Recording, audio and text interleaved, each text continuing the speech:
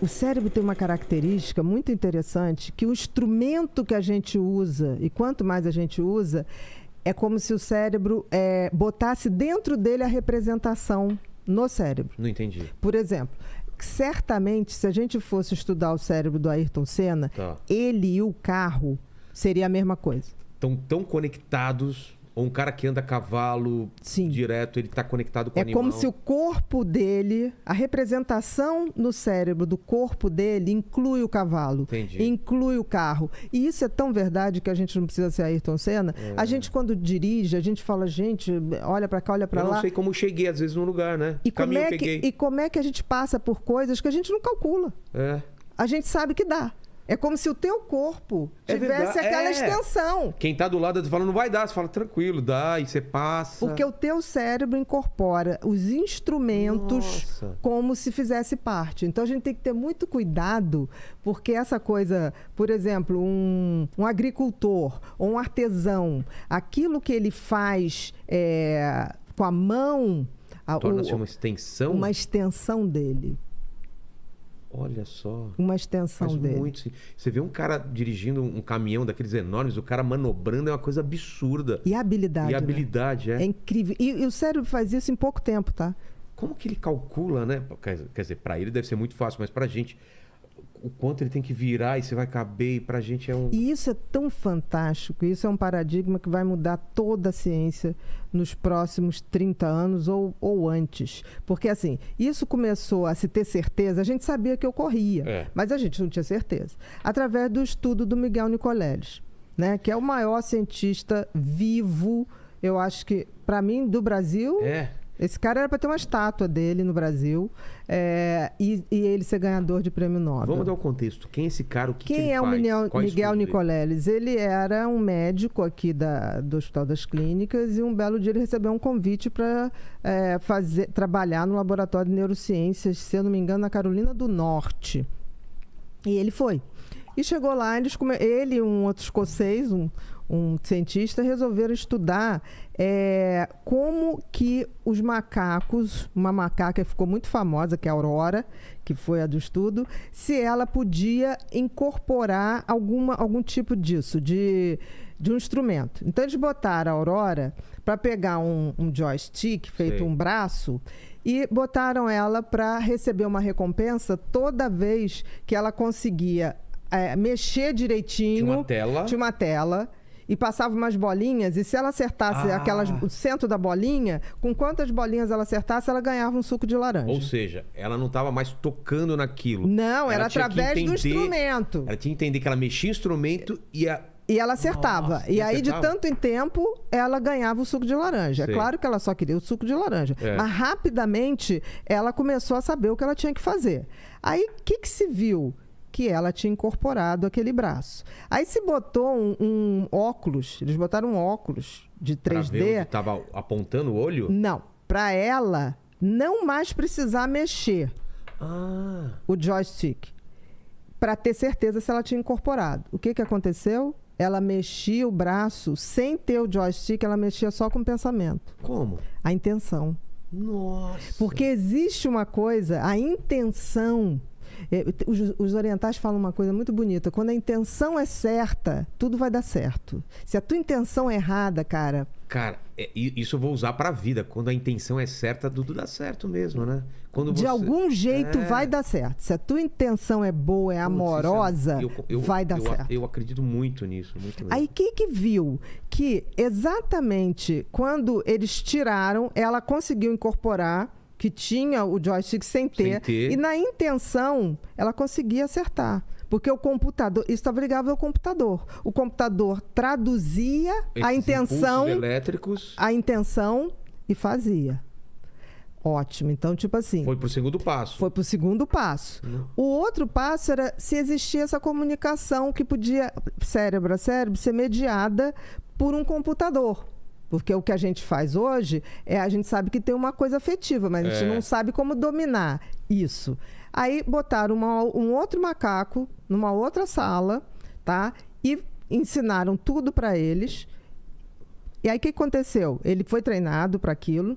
Quando a Aurora tinha a intenção de acertar, porque ele acertando o outro lado, ela via na televisão o outro, ela também ganhava suco de laranja. Então, ela trabalhava em conjunto para ele acertar. Ela torcia para na intenção. E ele acertava. E ela ganhava suco de laranja. O que isso... Depois se viu que esse macaco podia estar aqui ou no Japão.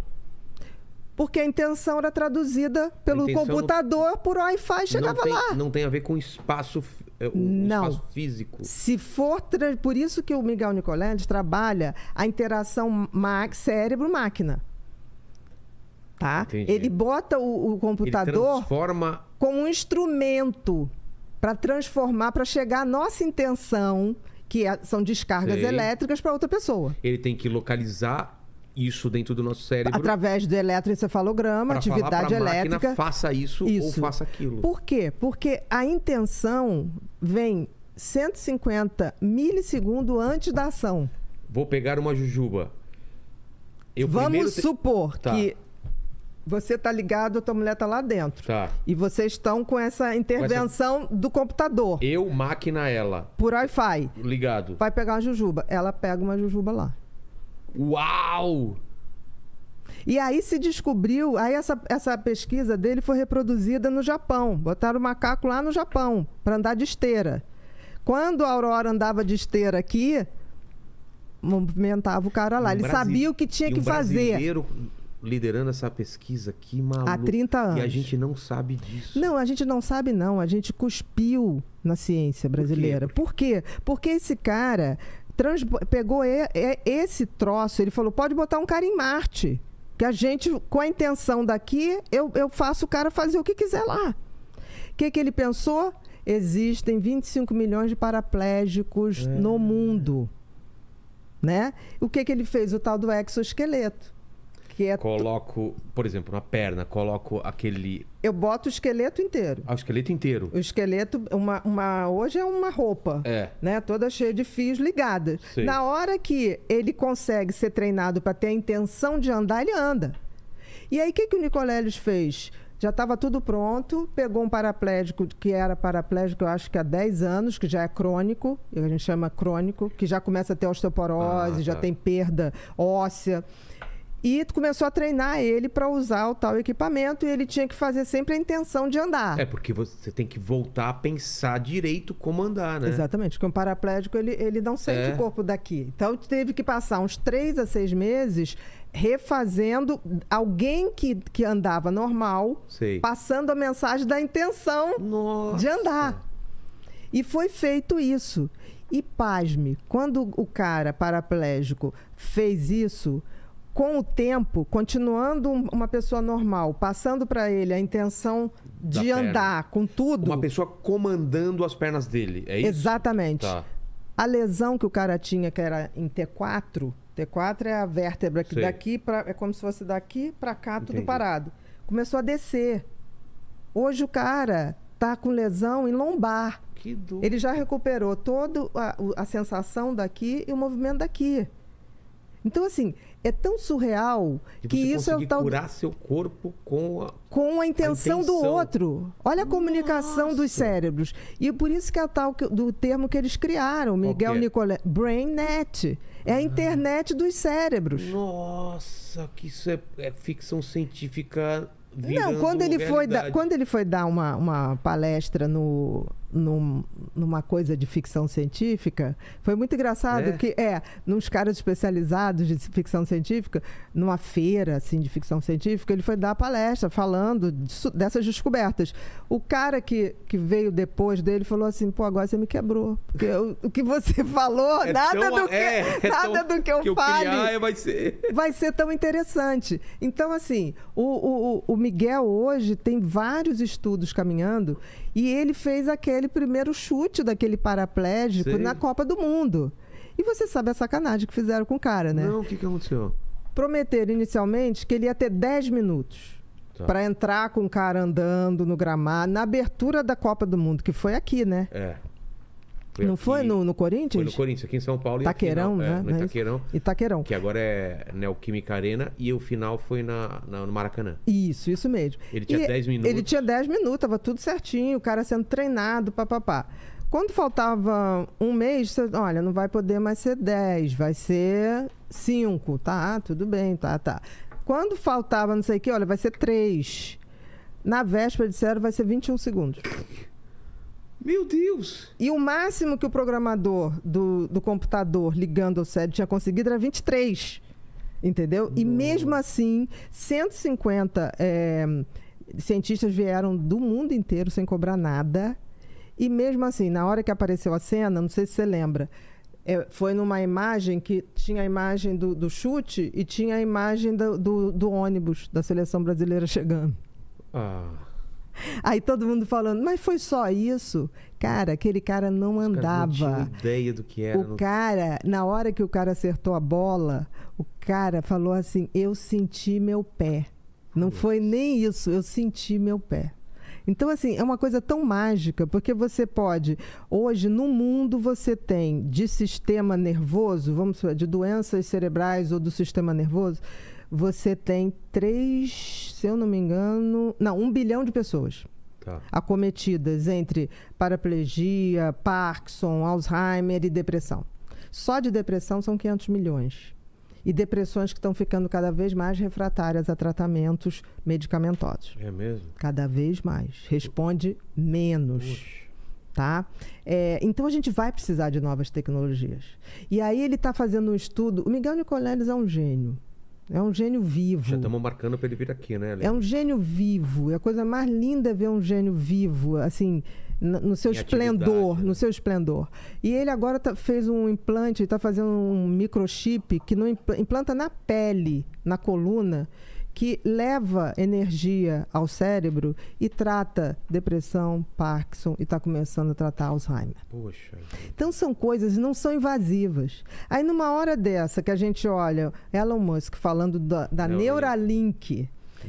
Neuralink, que é uma cópia do trabalho do Miguel Nicoleles, só que tem que o Miguel Nicoleles, em 30 anos de estudo, ele não perdeu um macaco. Nada, 0. O Musk, em pouco tempo de estudo, dos 23 macacos, ele já perdeu 16. Tá com uma pressa absurda fazendo... Então eu tô achando assim, eu acho que é um cara que conhece muito pouco de cérebro. E tá querendo vender, tipo assim, vocês vão falar a língua que quiser, vão dar download. Não vai existir isso. Porque assim, você pode até influenciar pessoas, principalmente pessoas que andam que nem gado, que não estudam, Entendi. que não se interessam, mas você não pode... transformar um ser humano numa máquina. Por quê? Porque o nosso hardware, o nosso cérebro, esse hardware é feito conforme a gente vai vivendo. Por exemplo, o meu hardware está sendo atualizado agora, conversando com você. E a inteligência artificial só pode absorver aquilo que eu ensino para ela. O input, né? O que você coloca. Ele não faz, ele não cria. Por exemplo, a inteligência artificial joga xadrez.